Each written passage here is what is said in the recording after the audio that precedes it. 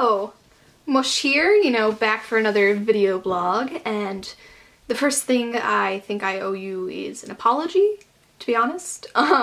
Because I know in my last video I was all like, oh no, this weather is awful and it's too warm and it doesn't even feel like winter. And if we look outside for a moment, if the camera decides to cooperate, that is snow. It's not a lot so far, but we're supposed to get like 2 feet in the next 24 hours. So if you don't like snow, I'm very sorry. I think I jinxed it for you. But if you do like snow, you're very welcome, and I love snow because I don't have to drive in it or anything, so I don't think there's really a downside. So, have fun, make a snowman, have a snowball fight, just the whole shebang. Okay, there you go. And the second thing that I think I owe you is an explanation, because I'm sure that some of you are sitting there going, what the heck kind of a name is Mush? And to those people I say, an awesome one? I mean, it's my name, I like it, I think it's cool, but it is not the name on my birth certificate. No, it is not, actually, contrary to popular belief. My real name is Michelle. Oh man, oh imagine that! I'm sorry if you feel betrayed or lied to, like the people in my classes when the substitute is like, Michelle Myers, and I raise my hand and they look at me and they're like, what the heck, that's not your name. But no, my name is Michelle. But when I was little, people would call me Mush, because, Michelle is a big name for a little kid, and, look at me. This is the era of Mush. Kim, please focus, I'm cute. Ah! Yes, look at me, I'm like a little frog child. I'm adorable. Ah! I don't know what happened. Ah! Anyway, so yeah, they would call me Mush, short for Michelle. The only problem was I could not say my own name. Yeah. So the reason for that is because I had like a speech delay, and of course my camera died right as I was getting to the important part, but what can you do? Nothing. Oh well. But yes, as fun as snow is, the speech thing is really the topic of this vlog. But yeah, what I did was I clipped off all long vowel sounds, pretty much, which is why I couldn't say Mush, no matter how hard I tried.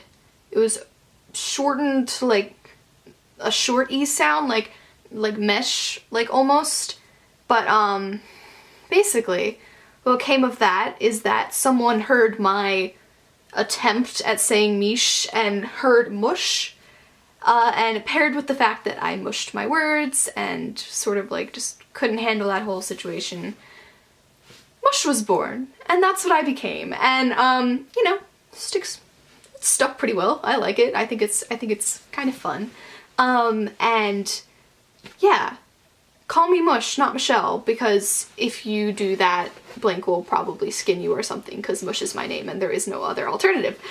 So, and as you can see, like, I'm fine now, so they don't really know why necessarily I had so much trouble. It was either I just didn't learn properly, or there was something with the way, like, the tongue and everything fit together at the time, it wasn't having it. But basically, what happened was, when you're a little kid and you can't talk right, it's fine. You're a little kid, no one really cares. And, when I was that age, there were two things you needed to know about me.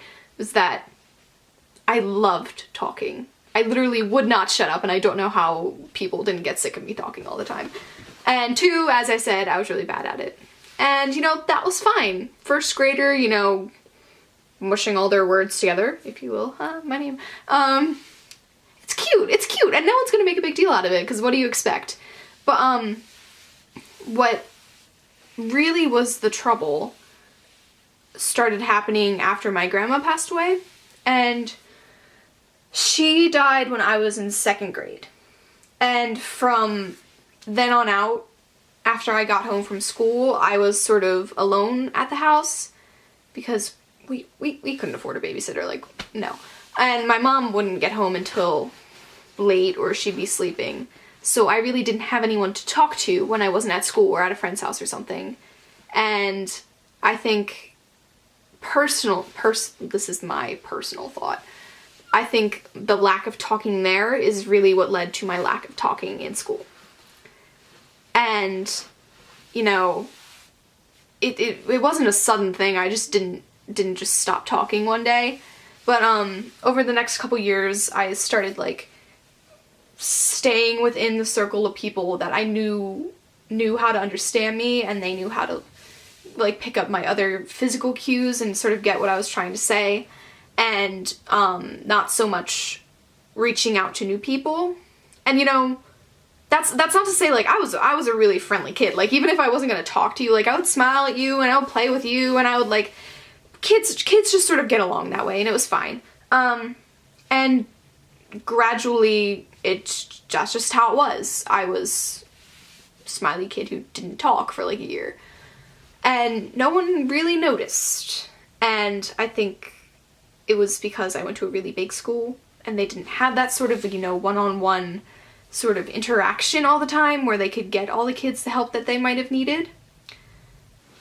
And now fast forward to 5th grade, which I don't know about all of you, but that's when my elementary school sort of transferred over into middle school. Like 5th grade was the year when everyone came together, everyone in the district.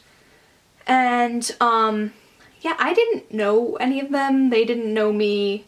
It was a bunch of new people in a different building, and none of them knew how I talked. No one really cared to learn. So that was sort of the hardest year for me in that respect.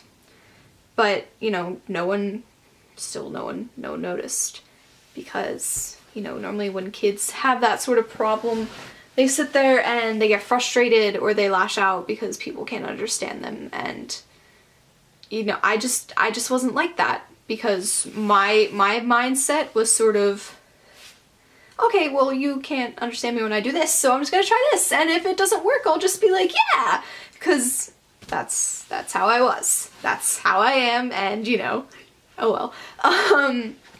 But, yeah.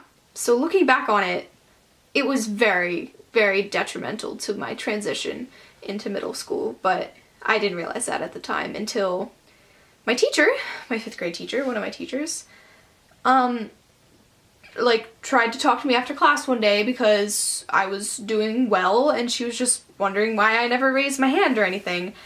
And I tried to explain it to her, and she was like, hold on, like, you're not speaking at a 5th grade level, you're not where you're supposed to be. She didn't say this to me, that would have been rude. But she signed me up to go to speech on Tuesday afternoons, because that's where my school sent the kids who had little trouble and needed some extra help. And that was great. That was really a turning point in my ability to talk to other people and sort of express myself, because the lady there was great. But yeah, since I had such a big school, they could only meet with us once a week. And really the key to getting better at this sort of thing was to practice. And at the time, I was starting to become aware of like money and such, so I was already looking for a job. And when the speech lady told me I have to practice outside of school, I was like, oh, you know, yeah, I'll do that, whatever. But when I found out about being a newsie, I told her, because I told her everything. She was one of the only people I could really do that with. And she said, you know, Michelle, that could be really helpful for you. And I was like, oh, you're right. And I went in the next day and I signed up to become a newsie. And, you know, it helped me practice and it helped me get a lot better with talking and being able to pronounce things correctly and forming the words. And I also got a little cash on the side to help my mom pay the bills. So my obstacle or hardship or whatever, you know, sort of turned out to be a blessing in disguise, because it led me to where I am today. And where I am today, like, you know, I can talk, yay, because I'm one of the lucky ones who got good help and managed to grow out of my I forgot the word. my sort of disadvantage.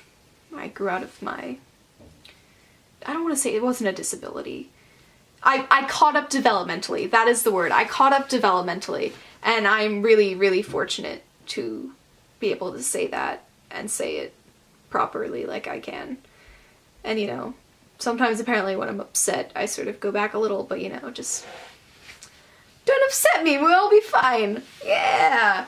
So, you know, there's my story. Story of my name. Story of me not being able to tell stories. And that's all I got for you. There you go. Woo, jazz hands.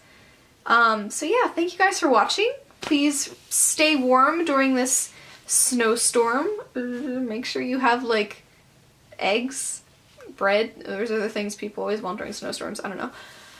Yeah, I hope you all keep power, be empowered, get your food, get your blankets, get your candles, whatever you want. Just, you know, stay warm and have some fun. Once again, I am Mush. Thank you guys for watching, and I will see you next time.